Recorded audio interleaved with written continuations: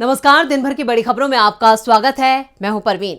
आज इस बुलेटिन में बात होगी 2024 को लेकर कांग्रेस की तैयारियों से परेशान बीजेपी की, ईवीएम को लेकर कांग्रेस नेता के बड़े खुलासे की, यूसीसी पर बीजेपी के टूटते सपने की, बृजभूषण को लगे जोरदार झटके की, साथ ही जानेंगे क्यों मध्य प्रदेश में मुश्किल में फंस गए हैं सीएम मोहन यादव, और बुलेटिन के आखिर में बात खड़गे के खत से दबाव में आए जगदीप धनखड़ की। इसके अलावा और भी कई बड़ी खबरों से आपको करवाएंगे रूबरू, लेकिन तमाम बड़ी खबरों से पहले एक नजर सुर्खियों पर। एमपी में मंत्रिमंडल का विस्तार कल, मंत्रिमंडल के फार्मूले पर बनी सहमति, नए चेहरों को मिल सकता है मौका। मध्य प्रदेश में कांग्रेस प्रदेश अध्यक्ष जीतू पटवारी ने विभागों से मांगी अपने काम की रिपोर्ट, लगातार 4 दिन तक करेंगे संगठन की समीक्षा। कांग्रेस ने सोशल मीडिया पर 146 सांसदों के निलंबन पर मोदी सरकार पर बोला जोरदार हमला, कहा संसद में सवाल पूछना गुनाह है। कांग्रेस अध्यक्ष मल्लिकार्जुन खड़गे ने सोशल मीडिया पर मोदी सरकार को घेरा, कहा युवा पूछ रहा है 2 करोड़ नौकरियां कहां गईं। ये तो थी सुर्खियां, और अब बात आज की सबसे बड़ी खबर की। कांग्रेस अध्यक्ष मल्लिकार्जुन खड़गे और राहुल गांधी ने अपनी टीम में बड़ा बदलाव किया है। इस बदलाव के तहत 12 महासचिवों और 12 प्रदेश प्रभारियों की नियुक्ति हुई है। सबसे बड़ा अपडेट प्रियंका गांधी और सचिन पायलट को लेकर है। इन दोनों युवा नेताओं को लेकर कांग्रेस ने खास रणनीति तैयार की है। कांग्रेस के एक्शन प्लान से बीजेपी की टेंशन बढ़ गई है। क्या है पूरी खबर, देखते हैं ये रिपोर्ट। अगले साल होने वाले लोकसभा चुनाव से पहले कांग्रेस ने बड़ा फेरबदल किया है। पार्टी ने प्रियंका गांधी को यूपी कांग्रेस के एआईसीसी प्रभारी पद से मुक्त कर दिया है। इसके अलावा सचिन पायलट को छत्तीसगढ़ कांग्रेस का प्रभारी नियुक्त किया है।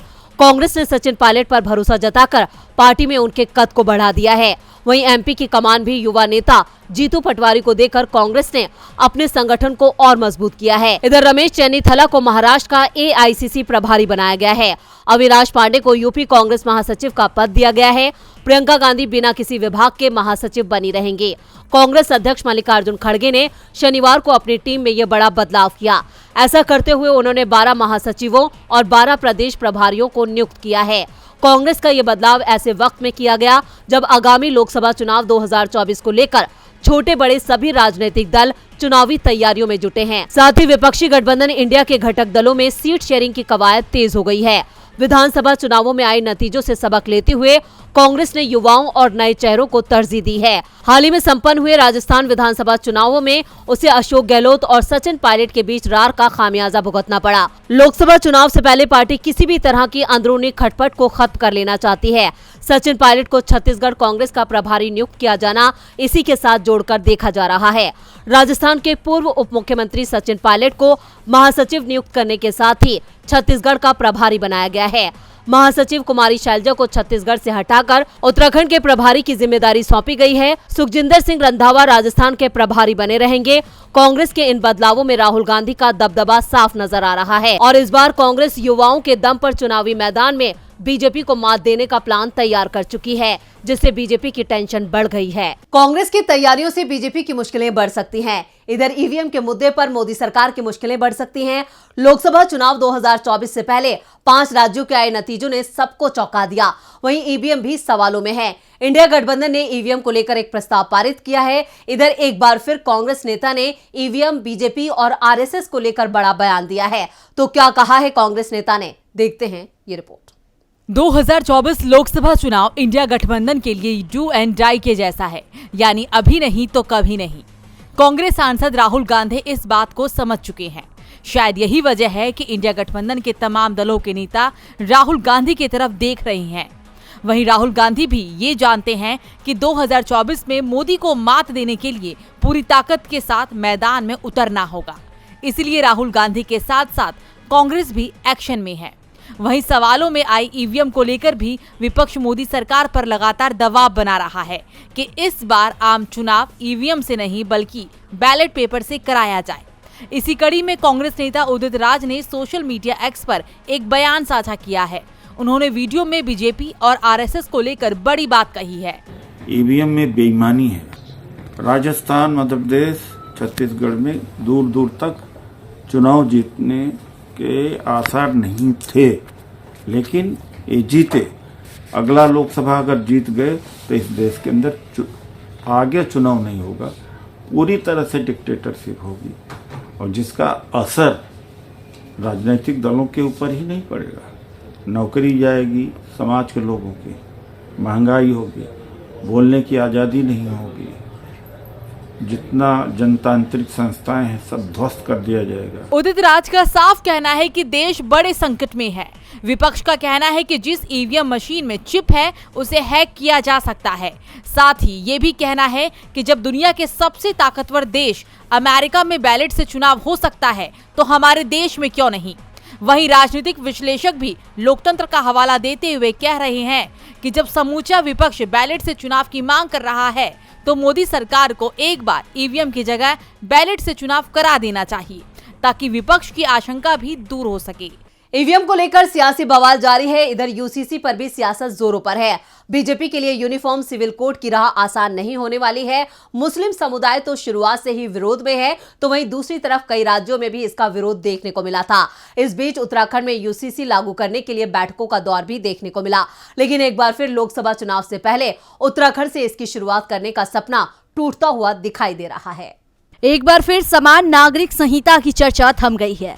पिछले महीने खबर आई थी कि उत्तराखंड सरकार की बनाई गई जस्टिस रंजना प्रकाश देसाई की कमेटी की रिपोर्ट दिसंबर लास्ट में या जनवरी के पहले हफ्ते में आ जाएगी और उसके बाद राज्य सरकार विधानसभा का एक विशेष सत्र बुलाकर उसमें इस रिपोर्ट को बिल के तौर पर पेश करेगी।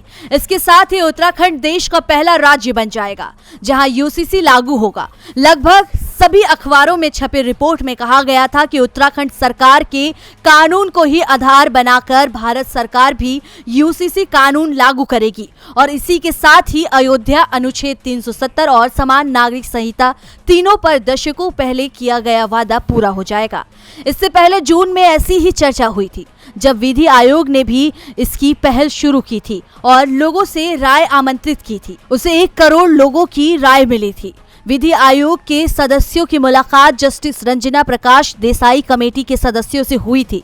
अब स्थिति ये है कि ना तो विधि आयोग की सिफारिशों का पता है और ना ही जस्टिस देसाई कमेटी की रिपोर्ट का। सवाल है कि क्यों हर 6 महीने पर यह मुद्दा उठाया जाता है और फिर ठंडे बस्ते में डाल दिया जाता है। ऐसा लग रहा है कि बीजेपी इस मुद्दे को किसी और समय के लिए बचा रही है। फिलहाल देखना होगा कि बीजेपी यूसीसी के मुद्दे को कब और कहां आगे करती है। यूसीसी को लेकर बीजेपी को झटका लगता दिख रहा है। वहीं बीजेपी सांसद बृजभूषण को मोदी सरकार ने भी बड़ा झटका दिया है। भारतीय कुश्ती संघ का हाल ही में चुनाव हुआ था जिसमें बीजेपी सांसद बृजभूषण शरण सिंह के करीबी संजय सिंह को जीत मिली थी और पहलवान अनीता श्योरोण को हार मिली थी।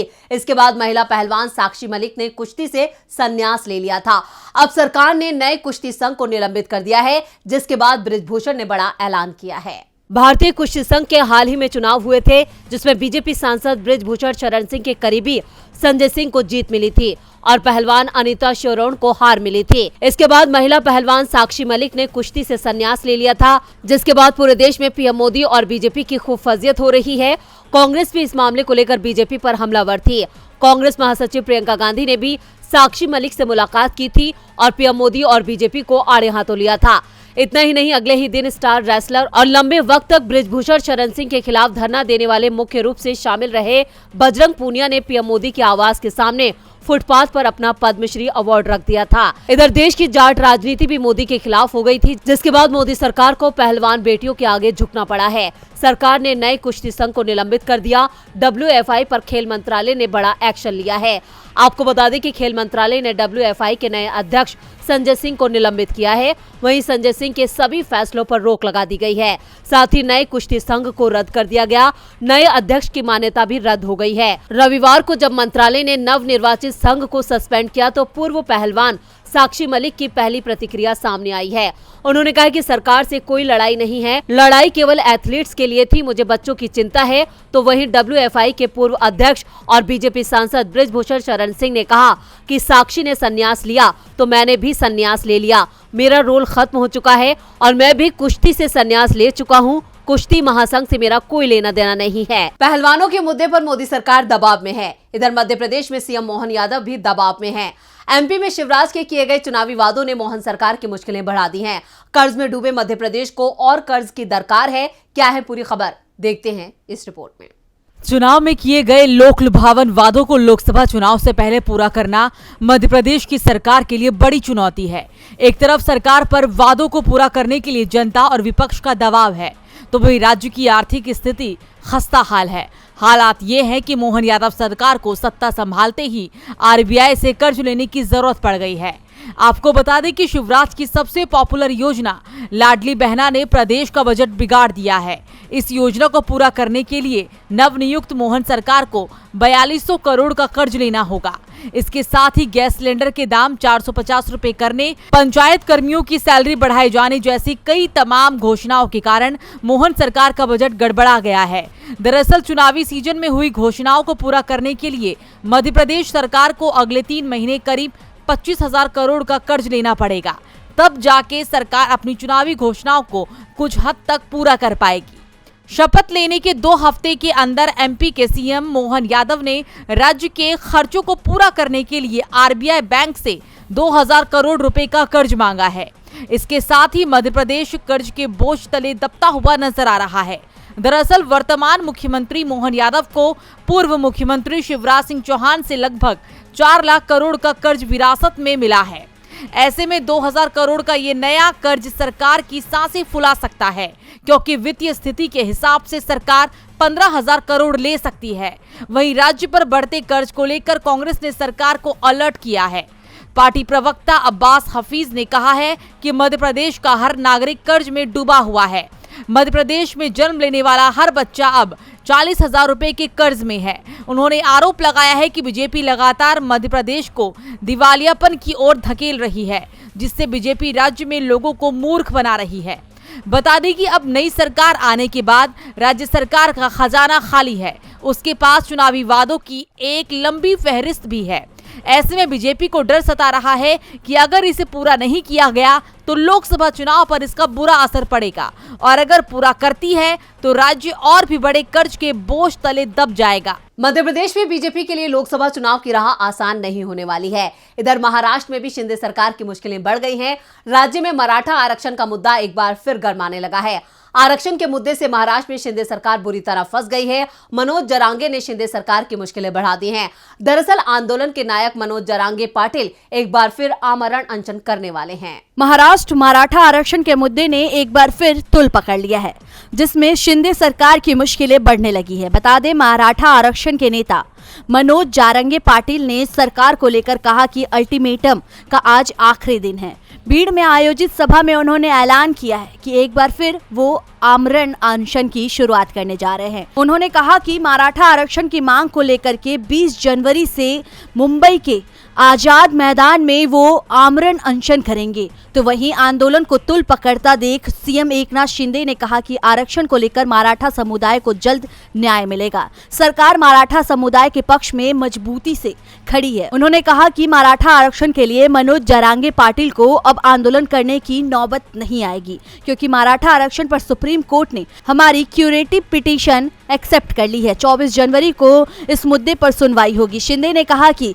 इसके लिए मैं सुप्रीम कोर्ट को धन्यवाद देना चाहता हूं, क्योंकि उन्होंने महाराष्ट्र के लोगों की भावनाओं को ध्यान में रखते हुए इस याचिका को स्वीकार कर लिया है। बता दें कि महाराष्ट्र सरकार ने मराठा आरक्षण को रद्द करने के लिए क्यूरेटिव पिटीशन दायर किया है। सुप्रीम कोर्ट इस क्यूरेटिव पिटीशन पर 24 जनवरी को विचार करेगा। वही आपको जानकारी के लिए बता दें कि सुप्रीम कोर्ट ने 5 मई 2021 को आरक्षण रद्द करने के अपने फैसले को बरकरार रखा था। मराठा आरक्षण के मुद्दे पर महाराष्ट्र में जमकर आंदोलन हुआ। कईयों की जाने गई सामाजिक कार्यकर्ता मनोज जरांगे पाटिल ने मराठा समुदाय के लिए आरक्षण की मांग को लेकर इस साल 2 बार आमरण अनशन किया था। और बुलेटिन के आखिर में बात खड़गे के खत पर धनखड़ के जवाब की। संसद का शीतकालीन सत्र काफी हंगामेदार रहा।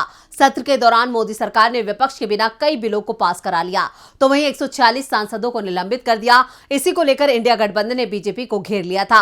अब सांसदों के निलंबन पर जल्द बड़ा फैसला आ सकता है। तो क्या है पूरी खबर, देखते हैं ये खास रिपोर्ट। इस बार के शीतकालीन सत्र में विपक्षी सदस्यों की निलंबन का रिकॉर्ड बना दिया गया। लोकसभा और राज्यसभा के दर्जनों सदस्य निलंबित किए गए और इसके बाद सदन में धड़ाधड़ विधेयक पास किए गए, जिसमें चुनाव आयुक्तों की नियुक्ति के साथ ही अपराध संहिता से जुड़े महत्वपूर्ण बिल भी शामिल थे, जिस पर होने वाली चर्चाओं से विपक्ष के तमाम सांसदों को दूर रखा गया। सदन के अंदर ही नहीं आने दिया गया, क्योंकि विपक्ष संसद की सुरक्षा पर पीएम या फिर गृह मंत्री से बयान की मांग कर रहा था। इसी मुद्दे पर कांग्रेस प्रमुख मल्लिकार्जुन खड़गे ने उपराष्ट्रपति जगदीप धनखड़ को पत्र लिखा और इस मुद्दे पर बात करने के लिए भी समय मांगा था। अब कांग्रेस प्रमुख के पत्र पर जगदीप धनखड़ का जवाब आया है, जिससे ये माना जा रहा है कि सांसदों के निलंबन पर जल्द ही कुछ बड़ा फैसला आ सकता है। धनखड़ ने विपक्षी सांसदों के निलंबन के मुद्दे पर बातचीत के लिए 25 दिसंबर को कांग्रेस प्रमुख को अपने आवास पर आमंत्रित किया। धनखड़ ने पत्र में कहा, इस प्रकरण में मुख्य विपक्षी दल की पुनर्नियोजित भूमिका की ओर से इंगित करके मैं आपको लज्जित नहीं करना चाहता, लेकिन जब कभी मुझे आपसे बातचीत करने का समय मिलेगा मैं आपसे वो साझा जरूर करूंगा। उन्होंने आगे कहा कि हमें आगे बढ़ने की जरूरत है और उन्हें 25 दिसंबर को या उनकी सुविधा अनुसार किसी भी समय पर अपने आधिकारिक आवास पर बातचीत के लिए आमंत्रित किया। आपको बता दें कि कांग्रेस अध्यक्ष खड़गे ने 22 दिसंबर को धनखड़ को पत्र लिखकर कहा था कि इतने बड़े पैमाने पर सांसदों का निलंबन भारत के संसदीय लोकतंत्र के मूल सिद्धांतों के लिए हानिकारक है।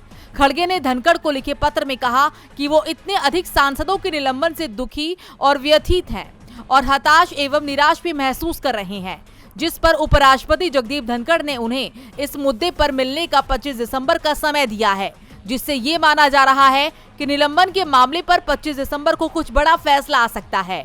अब देखना होगा इस बैठक में क्या कुछ होता है। तो आज इस बुलेटिन में इतना ही। देखते रहिए डीबी लाइव। नमस्कार।